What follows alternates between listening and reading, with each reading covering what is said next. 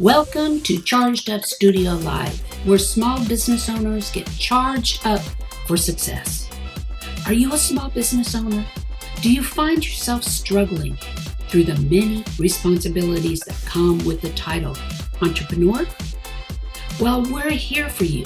Charged Up Studio is hosted by Market Atomy LLC, your prescription for what we call OPA. What is OPA?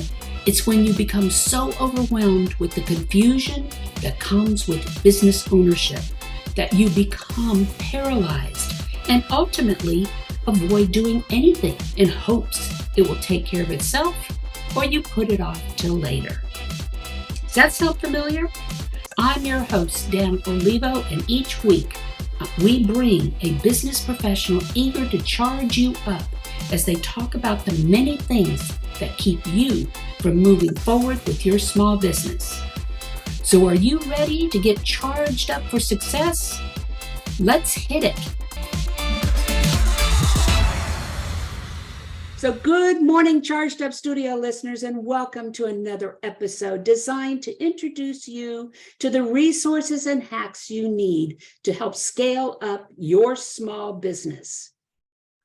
One of the areas I'm really excited to bring to my audience today is the subject matter of product manufacturing. I've had several customers come to me. They've got a new product or a recipe or a family recipe that they want to take to the market.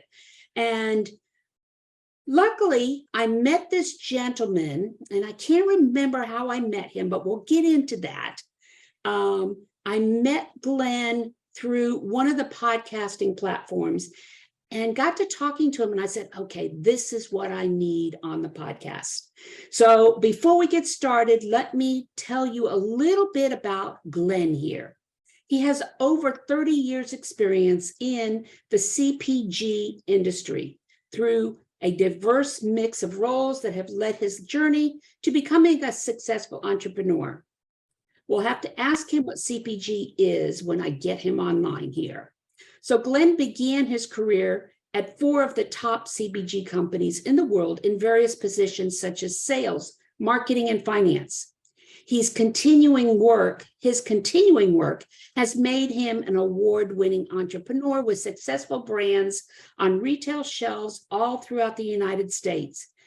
As the current president of Red Chocolate here in the US, Glenn's goal is to spread his entrepreneurial knowledge so that as many people as possible have the opportunity to thrive in their passion.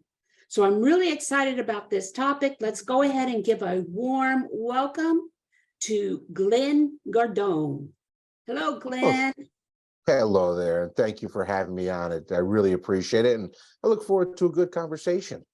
No, I'm really glad to have you. You know, it's not often that you get a product manufacturer with as much experience as you have in delivering a product to market, whether it be the United States, the worldwide, whatever. Right now with Red Chocolate, this is a global product. So this is going to be an interesting discussion as well.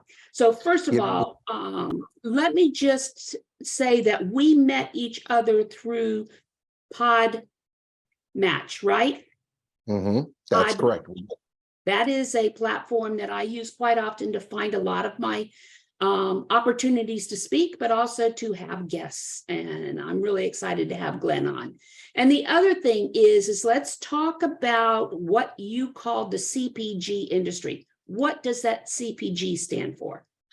So the acronym CPG simply means consumer packaged goods.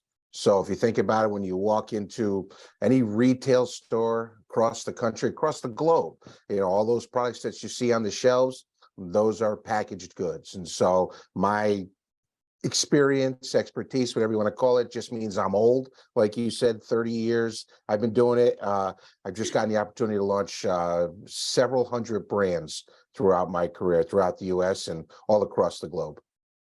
No, that's really interesting. Like I said, I've had 2 or 3 clients who have worked with me to get their products out in the market. 2 of them were strictly boutique type products, and they wanted to introduce them through Amazon.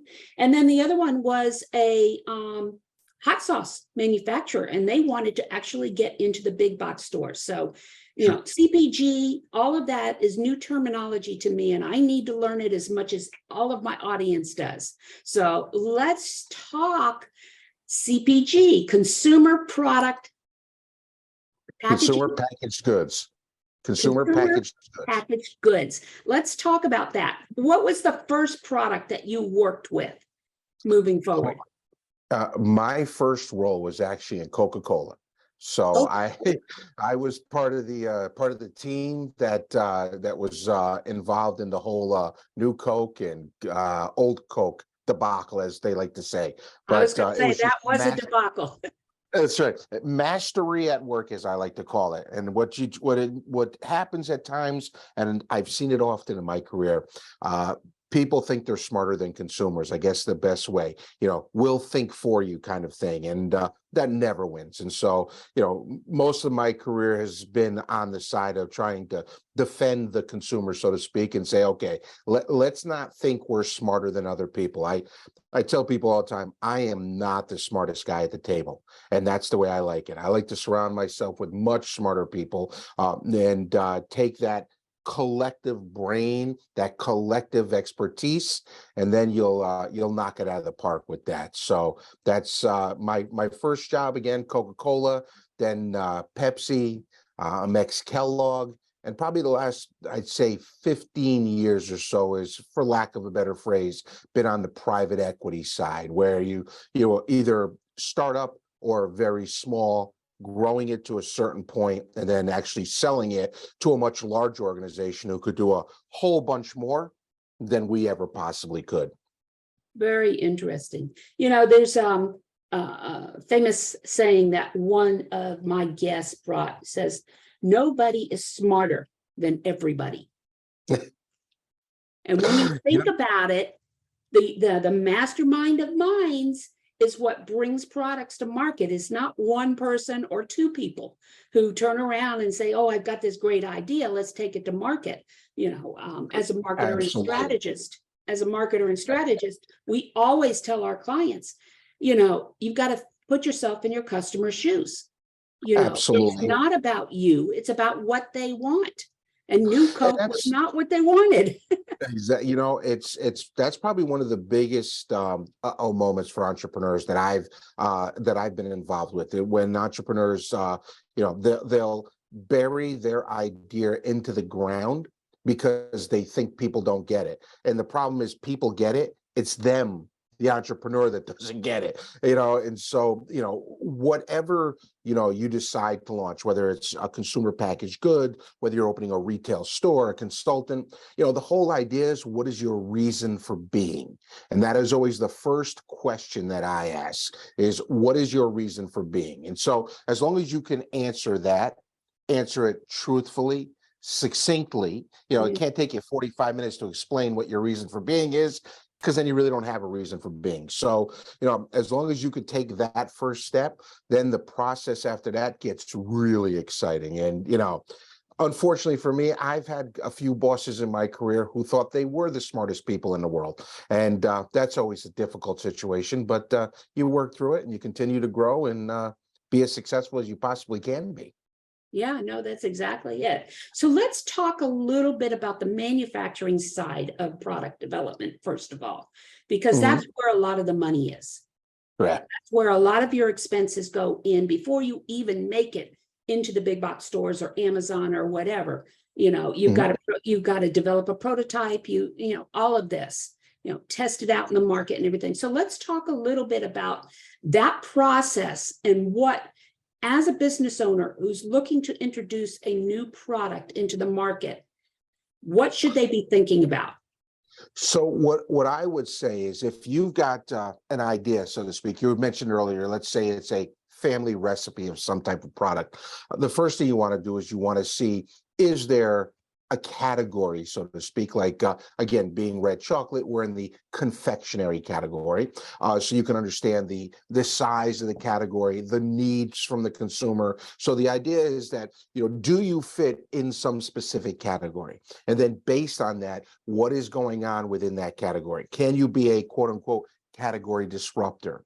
The worst thing you could do is you could, have and I'll use the hot sauce as you had mentioned earlier, that it's a hot sauce and it just happens to be a little bit hotter than the rest. And that's not a reason for being, because somebody can easily knock it off. And what you're doing when you go into a retailer, big box store, any of them, different retailers we have here in the US, the first question you have to answer for them very simply is, how are you helping me grow my category? They don't want to hear from you, well, I'm not going to grow your category. What I'm going to do is I'm going to take what you're selling and I'm just going to take my little slice of the pizza, so to speak, but I'm going to be rich and you're still going to be selling the same amount as you did. You're just going to have to deal with one more person. So you really have to understand the category you're going into, understand the size of the category, understand the players within the category, and then you start to understand from there with those numbers, the steps you need to take. Because again, going back to the hot sauce idea, you could say, oh, I could do this great hot sauce and it can end up being $28 a bottle. And, the average hot sauce is $4 a bottle. And so if there's going to be a difference in price of that much, again, you better have a really good reason for being. What is the reason that the consumer is going to pull you off the shelf? Yeah. So I'd say, small steps, do the diligence before you spend a nickel on prototypes and you start running, headfirst into that wall. Understand what your goal is. As you said, so if you're trying to just get on Amazon and that's how you want to do it, understanding the costs associated with working with Amazon, understanding the size that you can get to, there are parameters within the Amazon system, from summer shipping and so on and so forth, or fulfilled by Amazon, fulfilled by merchant. There's a whole bunch of things. So do the diligence and make sure that you understand what it is you're walking into, because the worst thing you could do is go work with a third party and have them design and craft your prototype just to find out that there's no chance for you to do it, or you're not really a category disruptor. Way back when I was part of a team that launched a hummus here in the United States, and that was back in early 2000. And it's funny, we actually sold that business to Nestle, but I remember sitting there and back then for hummus, we had about, it wasn't even 20% household penetration, which really means that if I lined up 10 average Americans, 8 of them had never heard hummus, didn't know what hummus was, never tried hummus. So you look at it and you say, okay, what is the reason for that to happen? We looked at it and said, you know what? It hasn't happened because people haven't been introduced properly into the usage. If you remember 25 years ago, there was more ketchup on the shelf than there was salsa. Well, take a look today. There's 27 salsas and 3 ketchups nationwide. So, the idea being that you try to have a little foresight and understanding what the consumer's looking for. Right. And so those are the steps that you would take before you even walk into the prototype discussion. Exactly. Before you start, and if it's a food product or something like that, don't go just on what family members say, take samples, do focus groups, do whatever you can to get a true feel for first of all, whether it's wanted, people want it. And secondly, what would they be willing to spend for it? That's because exactly you want to make sure, that your profit margins and everything are going to be met, and at what price point, That's exactly right. to get. Right. Exactly. It's funny you mentioned about family. I call it all being on the same payroll. When we brought Red here to the US 3 years ago, while we're sitting around the table, again, understanding our reason for being, building our selling story, building all the different pieces. When we talked to the consumer, of course, everybody was in agreement. We all decided what we were going to say, until you actually talk to that first person who isn't on the payroll. That's when you start to get the real message. That's when you start to get the real answers that you're looking for. And I don't care how often you tell a family member, no, tell me the truth. There's a Hey, part of them that says, I don't want to break their heart. I know this is what they want to do. Yeah, this is okay. Sure, I'd spend $10. And I always tell people, if that's the case, go, here's a bottle, give me $10. And if they hum and a haw and they're not really sure, then they don't really want to spend $10 yeah. on that bottle. Yeah, no, that's true. That's true. In my industry, especially in the investment side of things, we say that there's 3 F's: friends, family, and fools. Okay. So, and that can go in the, in the product development side too, when you're doing your research. So, when getting back to the hot sauce, now, when I was working with this client, hot sauce is a very wide market, very saturated market. And so therefore, I agree, you have to come up with where is that value, because their price point was coming in just a little bit higher than the average price for hot sauce. But what they did was they had 8 different fruit infused hot sauces. So you had coconut, you had different kinds of hot sauces, which made it, that did create some value there. But at the same time, creating 8 different variations did get to be expensive. Oh, yeah. You Oh, know, absolutely. Trying to launch, you got to figure it's roughly, if you wanted to be on every grocery retail shelf in the United States, for every SKU, in other words, you had 8 flavors, that's 8 SKUs, stock keeping unit, they call it. That's a SKU. That's that little UPC on the back of every package. It'll cost you about $1 million to be in 30 to 40,000 store doors across the country. So again, and that investment comes before you sell your first case. So, it's really important to understand, and, we keep beating the hot sauce, but keeping with the hot sauce, there are certain parts of the country that love hot sauce. And there are other parts of the country that would be just as happy with a little bit of salt and pepper, so you have to, again, understand that and where your market is, because when you look at it, like a hot sauce where it is saturated, how do you get out in front? How do you get your message out there? The days of, pre-COVID, very simply, there was what we would call the quote unquote shopping experience. You saw it in all your, grocery retail. How would they differentiate themselves from, the big, massive national retailers, or even, you'd have a retailer on every corner. So what makes you, the consumer, want to go to that retailer? And that was the shopping experience. Well, you think now the shopping experience has been cut 75%, because you can go to a retailer now, and pre-COVID there may have been 1, maybe 2 parking spaces. That would be that curbside pickup or delivery. Now you look and there's 10 spaces, and that tells you that a lot of people aren't walking in that store. So therefore, how do you get your message to that person? It's not going to be put it on the shelf and they will come. There aren't too many people that can be that lucky and successful. and especially right now, when most people are going online and doing their due diligence of research online first before they buy in the store. Okay, so not only are you fighting to get into the big box stores, if that's what you desire to do, but you also have to be available online so that people can get to you and do their research. Yes. Absolutely. For Red, what we did was, again, we're in about probably close to 15,000 store doors at this point across the country. We're the #1 chocolate sold on the Home Shopping Network. We've got these different pieces, but again, we do quite a bit within social media, Facebook, TikTok, Instagram, all the different pieces, Twitter. And we use that not only to let people know what we're about, not only, we're not a transactional company. We use it not to try to sell you a chocolate bar, so to speak. Our whole goal here is to tell you what our reason for being is, and to continually tell you, because we continue to grow as an organization, the people inside that organization. And so what we like to do is, since we use that, there are still areas throughout the U.S. where you may not be able to find Red. So we partner with folks like Amazon and others, because that way somebody like yourself sees it, goes, you know what? This really does meet my needs. I understand what they're doing and I agree with this.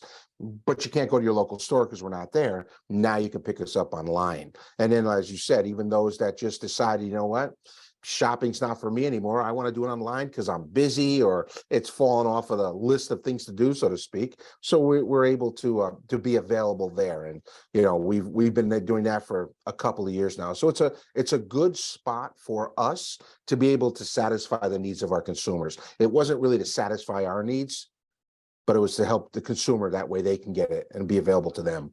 Right. So let's move on from the manufacturing side of things, okay?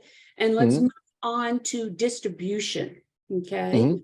Let's talk distribution.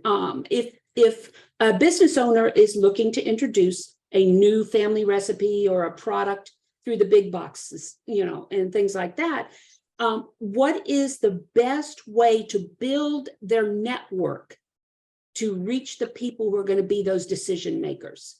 It's an excellent question. So the first thing you want to do is, before you start to go out to retail, as we were talking earlier, you've done your homework, you've done your diligence, you've got your reason for being, you've got your quote unquote selling story. And then you've got your products themselves, even if they're in specific prototypes. And what you'll want to do is, there's one of two ways that you can go to retail. Okay. You can go through what's called a distributor.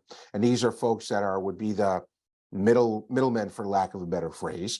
And you would sell product to them. They would then mark it up, and then they would sell it. So by doing that, if you understand, you either have to sell your products at a lower price point if you're trying to get to a specific SRP, which is suggested retail price, which means the price on the shelf, as we all have seen. So therefore, you take even less margin. So again, making sure that your P&L works and that you're able to stay profitable, because profitable companies are healthy companies. I say that all the time. If you're not profitable, you're not healthy. I don't care how good your product is, nobody's going to find it. It doesn't help for you to sell something at $1 if it costs you $1.25. That's the trek to zero. So you can do that with distributors, or you can go direct. Now, direct is more difficult because there's more hurdles. You know, you can go to a distributor who works with 40 stores, 40 chains across the country. And again, you have to be a partner with that distributor. You have to make sure that you have the tools necessary, from product information sheets to understanding the promotions associated. Again, a promotion, you walk into a grocery store tomorrow and you'll see, 1,000 different items on sale. Well, all of that was usually funded by the manufacturer. So you have to take that into consideration. So it's having those pieces. If you go direct, you'd have to go direct to those 40 stores. So that's why, before a person tries to quote unquote swallow the whole apple, I tell them all the time, it's much simpler to own your backyard. Start with your town, start with your state. Work with your local player, whether it be a Whole Foods, whether it be a HEB if you're in Texas, because they're in the Texas market. So you can work with these folks, and getting them on the phone is very difficult. Right. But if it was easy, everybody'd be doing it. So if this truly is your passion, then just get ready to work, and work more than people like to work. It's that old saying, for the first part of your business, you're going to work harder than anybody wants to, but that's so you can enjoy the business for the rest of the time like everybody wants to. So it's really according to, again, what is your commitment? What is it you're willing to do? Are you willing to hear no? The average person, rejection's kind of tough for them, For me, sadly, with this face, I'm used to rejection. It's no big deal for me. So, if I tell people all the time, if you don't like the product, I understand, okay, we move on. Red chocolate, we've got the data that shows that, 8 out of 10 people love our products and buy our products every 4 weeks. 20%, for whatever reason, they want that big old sugar, chocolate bar. Okay, then enjoy the sugar chocolate bar. I mean, it is what it is. I understand. I'm one of those. No, when it comes to chocolate, that's the only thing I get a craving for. Is chocolate, Well, and if it doesn't get satisfied, then I'm out there searching for it. And we appreciate folks like yourself. I mean, Yeah. red chocolate, very simply, our whole reason for being was the fact that we're no sugar added. We're a European crafted product. The whole idea is that you don't need the refined sugars because it really hurts the body. And, from a diabetes perspective, from just from your immunity, a whole bunch of different reasons you Right. can read about. And so we decided, you know what? We want to be able to indulge. We want to enjoy. We want the pleasure. We just don't want the guilt that goes along with it. Hence why red chocolate is all pleasure and no guilt. So what is an average profit margin when we're talking about, let's talk chocolate confections right now? What's an average profit margin per bar or whatever that we should be looking at as manufacturers, not on the distribution side, but just say a net profit margin? Well, if you go to net, you're looking at single digits. But if you're looking at gross, you want to do what's called keystone at a minimum. And that means if it costs you 50 cents to make, you want to be able to sell it at $1. You want to understand what the distributor margins are. So they're usually somewhere between 30 and 50%.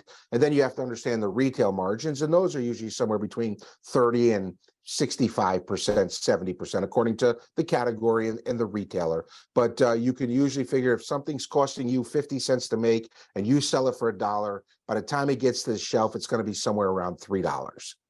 And then you'll sit there and go, well, wait a minute, I'm only going to make 50%, but this retailer is making, 65. How come they get to make more than me? And it happens every day. They've got a lot of risk associated with that, building that they have and the employees and so on and so forth. So we all have that amount of risk. Now, there are some folks out there that are making well in excess of a keystone margin, they're making a couple of 100%. But I would tell you, once you start to add in freight, for instance, right now, because of everything that's happening in the world, we went from probably about a 7% to about a 12% freight cost. Now, I've got a person, she's been my supply chain person for, 15 years now. She's one of the most brilliant women I've ever met in my life. If you ever want to know what the weather's like anywhere in the country, ask her. She'll be able to tell you because she's constantly looking at the 7-day forecast. Because in chocolate, if it's below 80 degrees, we're fine. If it's above 80, we become fondue. So needless to say, we have to go from, dry shipment to refrigerated shipment and so on and so forth. So, between the freight, again, we talked about the advertising, we talked about the promotions, all the different pieces, that eats into your margin quickly, very quickly. And there are some times where you will have a negative ROI, but you have to look at it from a long term. Now, I tell people that, and all of a sudden I see people spending way too much money because it's great to think about the future. But again, you have to have a really strong today to have a positive tomorrow. That's part of that staying healthy. So we do a combination, a mixture of what we would call, respectable ROI, and then somewhere perhaps, on it in and of itself, you'd say, why would we do that? But we do it because we continue to grow our products and we continue to gain household penetration. Yeah. And the other thing that our audience should keep in mind when you're dealing with a distributor, you're dealing with somebody who already has those relationships in place, which that's exactly right. You sometimes a year, 2 years to build those relationships. You're going in to an existing network, so that's your marketing costs are not going to be as much as you would starting from scratch.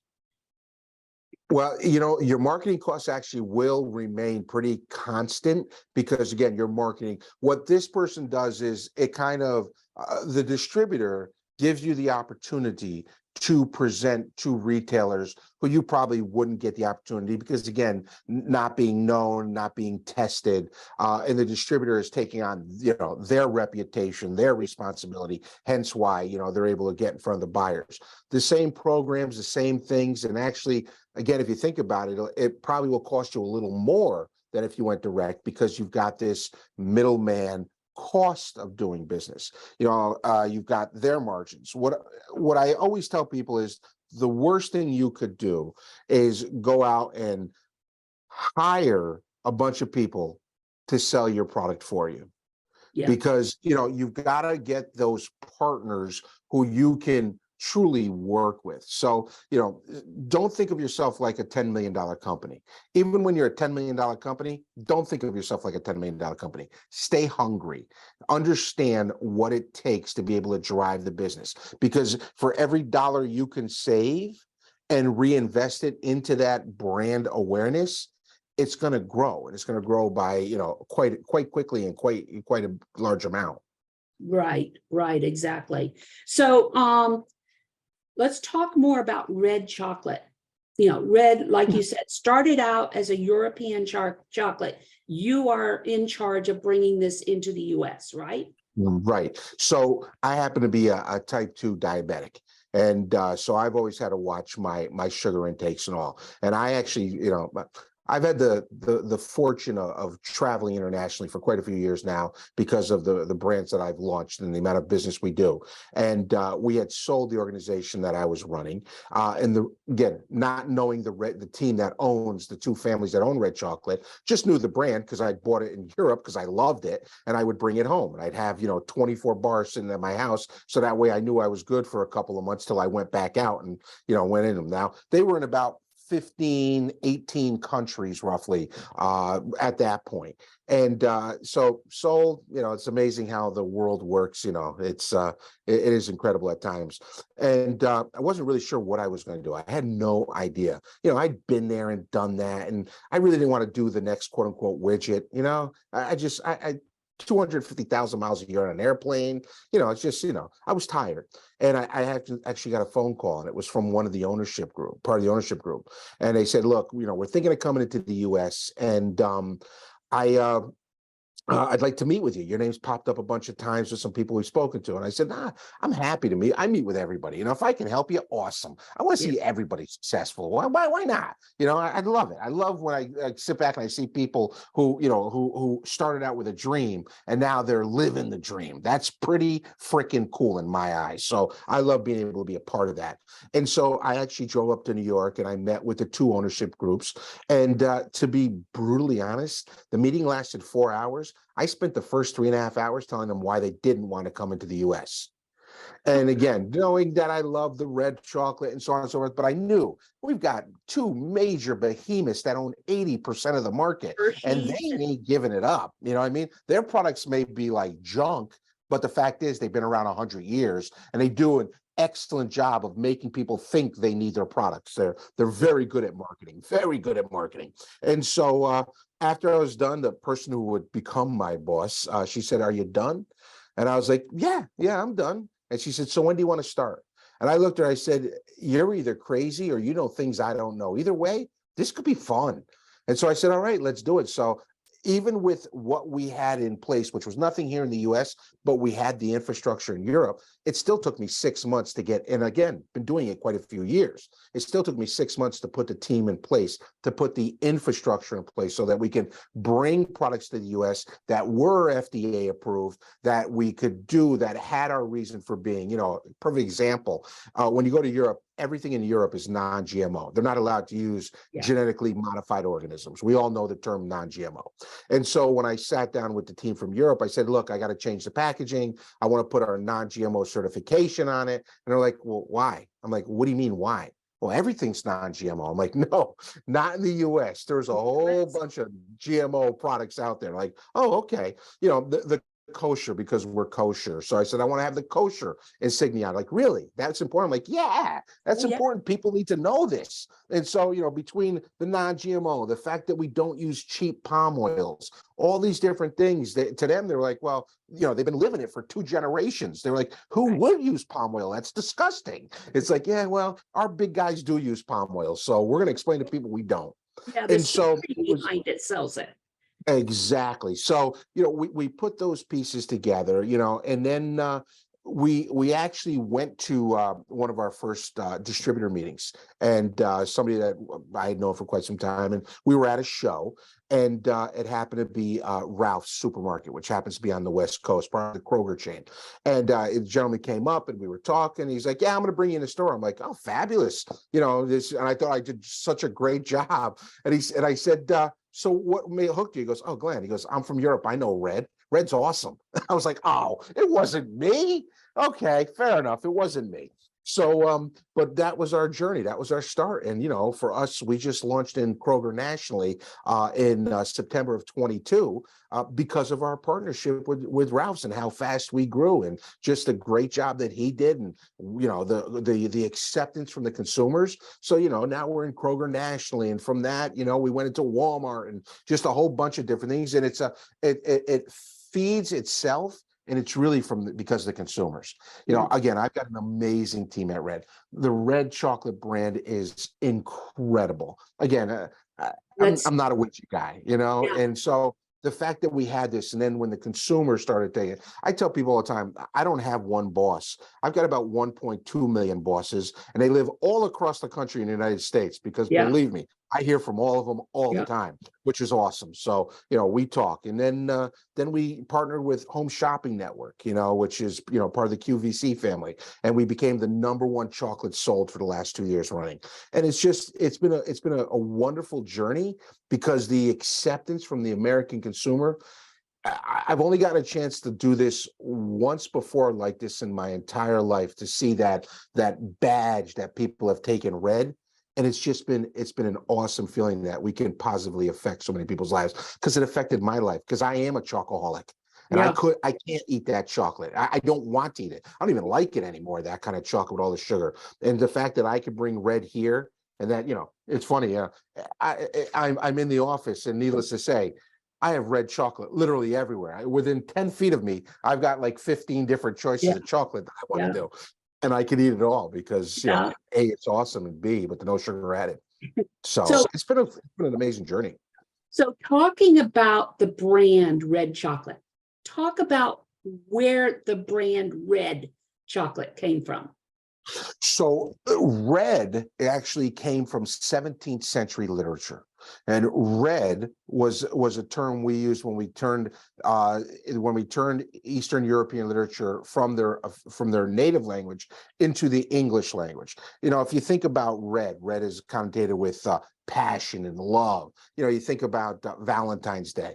Well, that's not, Hallmark didn't decide we're going to use red. That's from 17th century European literature. So the term red is passion.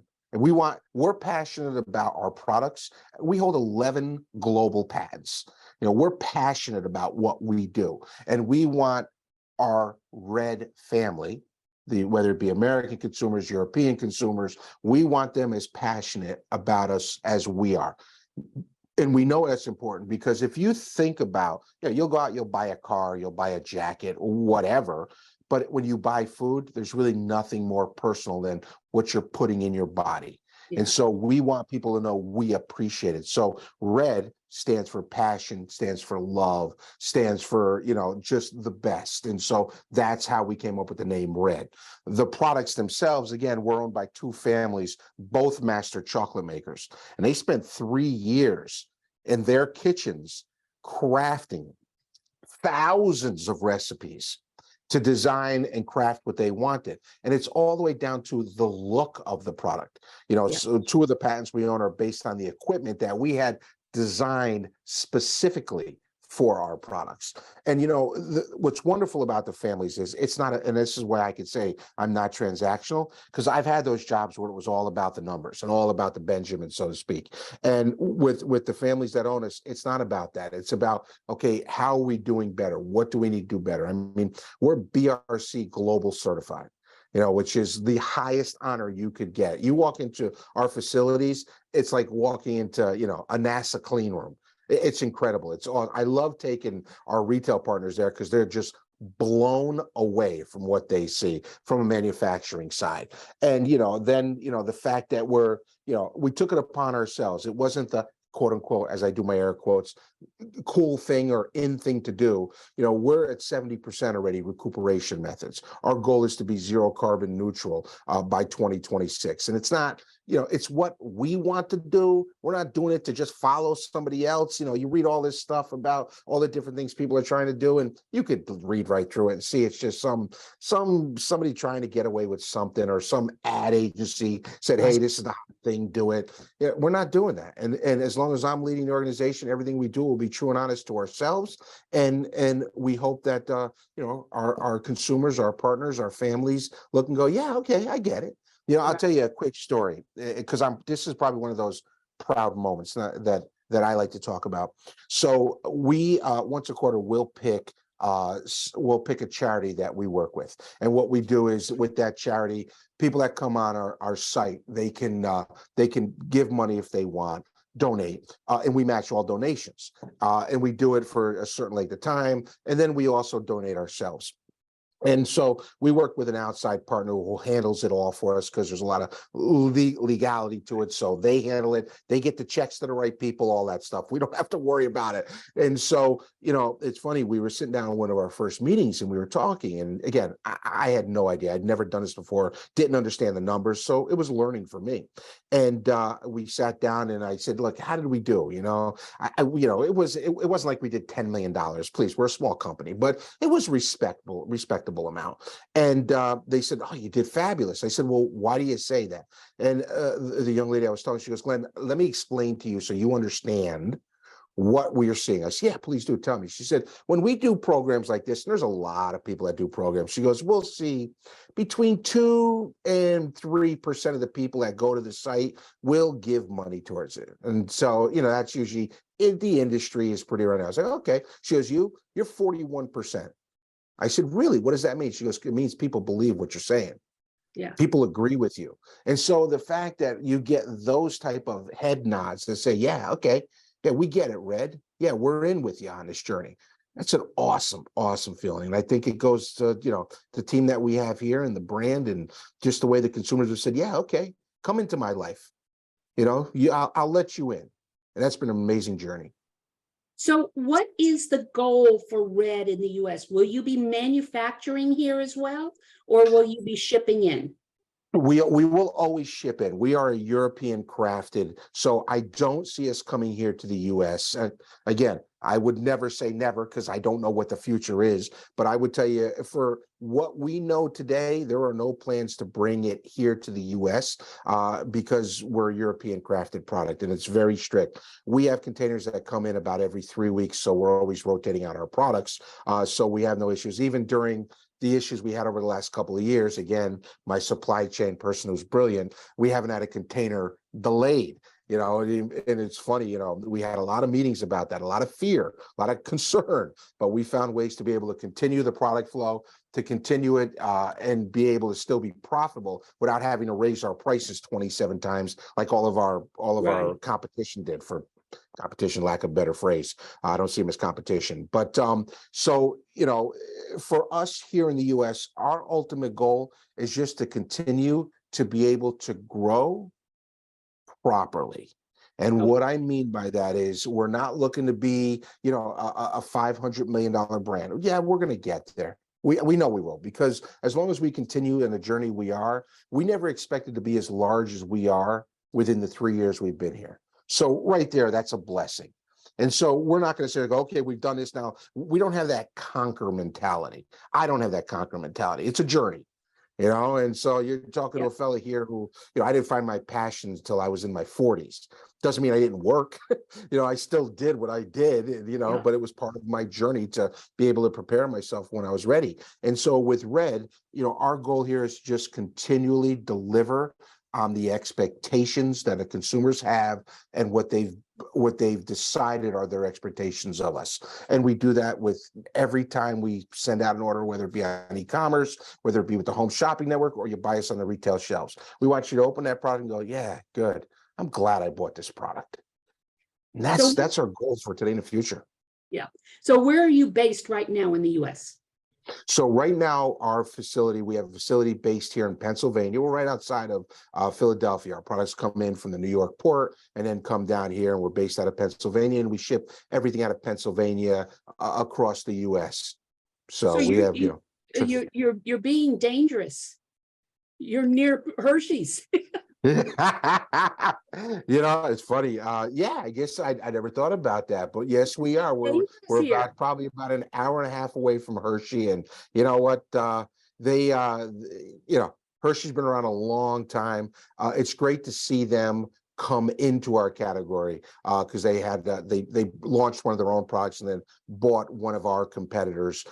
So it's good for I'm glad they see where this category needs to go, that it's not introducing more and more and more heavy sugared items, because the American consumers had enough of that. So it's good to see that a big company like that, that's got some really smart people in them, in those, in those offices, say, you know what, Glenn's on the right path, we're on the wrong path. Let's start doing a little bit what Glenn's doing. So it's kind of nice. You gotta start listening to those consumers, what they're looking for and things like that. So we're coming up on the end of another podcast here. And Glenn, any last tips or anything like that you want to give our listeners who might be thinking about putting their toe into the food manufacturing or just the manufacturing industry? Yeah, if you wouldn't mind. What I would look, it's not going to be easy. It's definitely going to be difficult.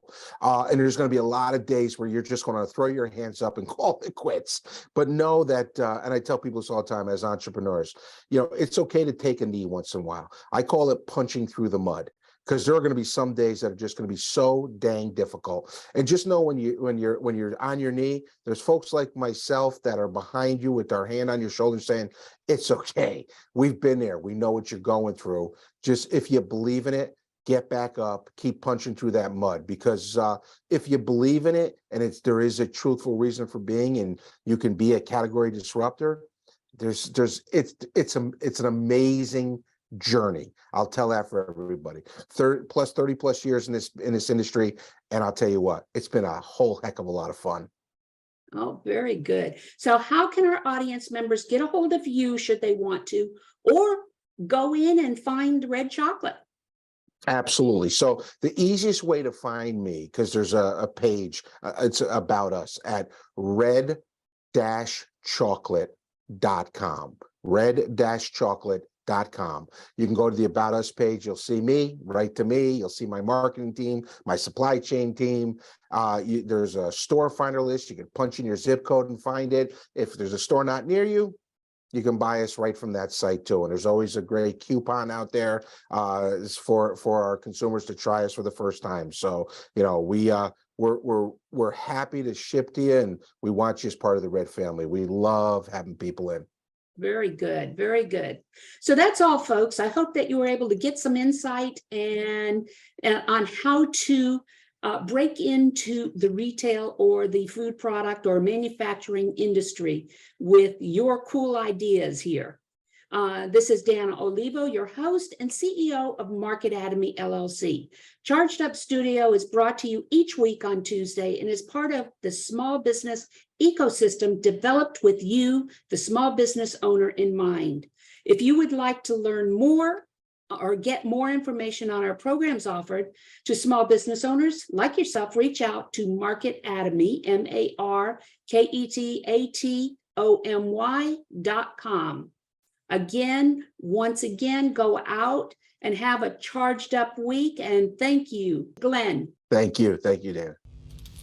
You've been listening to Charged Up Studio Live, the podcast with you, the small business owner, in mind, with your host, Dana Olivo. Join us every Tuesday as we bring you valuable tips and insights into many of the topics you don't know about growing a successful business.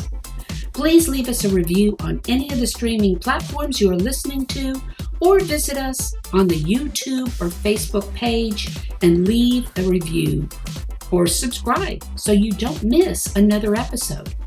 You can also support us through Patreon by visiting our website, chargedupstudio.live, and click on the Patreon link. Until next week, go out and have a charged up week.